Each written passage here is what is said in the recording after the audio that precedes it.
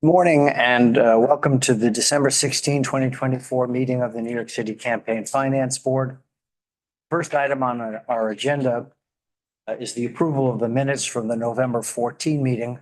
I move their approval. Is there a second? Second. All those in favor? Aye. Opposed, abstentions? The motion carries. With the 2024 general elections now behind us, we are 6 months away from the 2025 June primaries.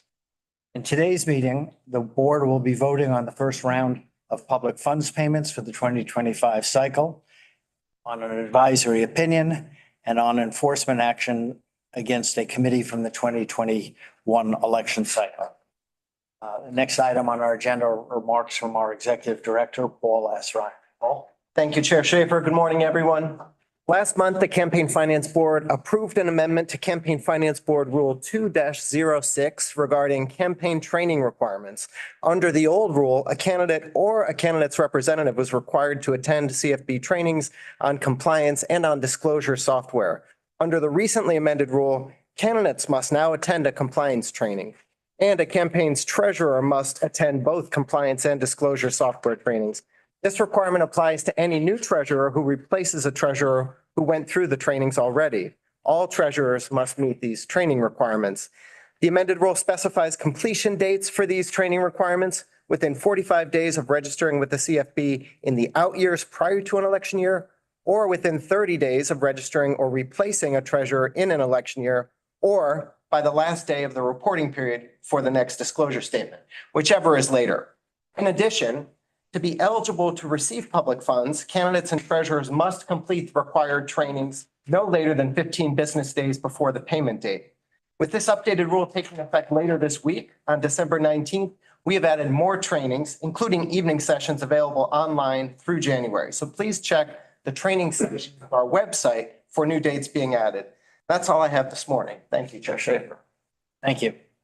The next item on our agenda is a vote on an enforcement proceeding. The candidate in question is Thomas Leon, who was a city council candidate in 2021. There is no request for an appearance by Mr. Leon, and the board has already deliberated on this matter. So I will make the motion that the board find the following violations and impose the following penalties with respect to that candidate. 1, accepting an over the limit contribution, $262. 2, failing to document transactions, $306. 3, failing to demonstrate compliance with cash receipt reporting and documentation requirements, $1,401. 4, failing to report transactions, $4,636. 5, failing to file disclosure statements and late filing of disclosure statements, $982. 6, accepting over the limit contributions, $2,717. 7, failing to respond to the draft audit report, $686, for total recommended penalties of $10,990. That's the motion. Is there a second? Second. All those in favor? Aye. Aye. Opposed? Abstentions? Motion carries. Next item on our agenda is the vote on an advisory opinion. I'll ask our general counsel, Joe Gallagher, to tee up this issue, and then we'll vote on it. Thank you, Chair Schaefer and members of the Campaign Finance Board. I'm Joseph Gallagher, General Counsel of the Campaign Finance Board. On October 17th, 2024, the board promulgated amendments to its rules. The amendments were published in the city record on November 19th, 2024, and will become effective on December 19th, 2024. City staff is recommending that the board issue advisory opinion 2024-1 on the enforcement timeline of some of the new. This advisory opinion explains how campaigns can come into and stay in compliance with the training requirements for eligibility to participate in the public funds program. This advisory opinion also clarifies how the board intends to apply some of the new factors for determining whether reportedly independent spending was coordinated with a campaign. If the board is prepared to act, CFP staff recommends that the board approves and issues advisory opinion 2024-1. Thank you. Any questions from members of the board? If not, I'll move the approval of this advisory opinion. Is there a second? Second. All those in favor? Aye.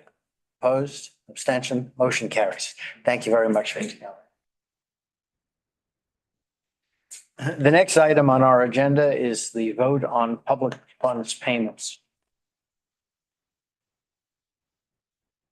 I'll now introduce a motion to approve public funds payments to the following candidates and in the following amounts. For Mayor, Scott Stringer, $2,088,571. For Manhattan Borough President, Keith Powers, $314,435. For Bronx Borough President, Vanessa Gibson, $365,898. In Council District 2, Sarah Batchu, $174,800. Harvey Epstein, $174,800. Andrea Gordillo, $169,974. In City Council District 4, Vanessa Aronson, $130,538. Faith Bondi, $147,972. Benjamin Wetzler, $174,800. In City Council District 7, Edafe Akporo, $117,055. In City Council District 14, Fernando Cabrera, $152,950. Brian Hodge Vasquez, $96,360. Pierina Sanchez, $174,800. City Council District 17, Justin Sanchez, $102,600. In City Council District 28, Tyrell Hankerson, $82,445. Romeo Hitlal, $92,606. In City Council District 35, Dion Ashman, $115,748. In City Council District 39, Maya Kornberg, $116,804. In City Council District 46, Dimple Wallabus, $50,928. So 19 candidates are being recommended for payment today for a total of $4,844,084. This motion also includes the board's decision to deny public fund payments to other participating candidates who are ineligible at this time. Immediately following this meeting, the board will make public a list of those candidates and the reasons for their ineligibility, as well as those candidates who have declined public fund payments at this time. I should note that this is the first payment date, and it is not unusual for a number of candidates to be ineligible at this time. Among the most common reasons for ineligibility are the failure to reach the required threshold for contributions, the failure to file the required form with the Conflicts of Interest Board, the failure to attend the required training, and the failure to file or late filing of a required statement of need. Candidates who have been denied payment today have a right to appeal that decision. In addition, there will be more opportunities for campaigns to establish eligibility for matching funds in the coming weeks and months. With that, and having made the motion, I ask for a second. Second. All those in favor? Aye. Aye. Opposed? Abstention? Motion carries. As you may know, the board does not usually make a public explanation of its payment decisions. However, because the circumstances are unusual and the public interest is great, we have determined that it is appropriate to be transparent with the public with respect to the campaign of Mayor Adams, which is among those not receiving payment today. This will be the only public statement the board will make in connection with today's decision.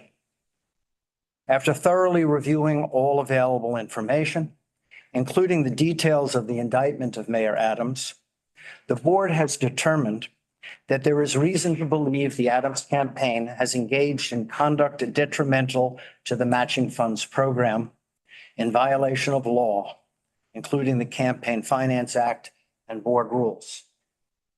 His campaign also failed to provide documents and information requested by the board.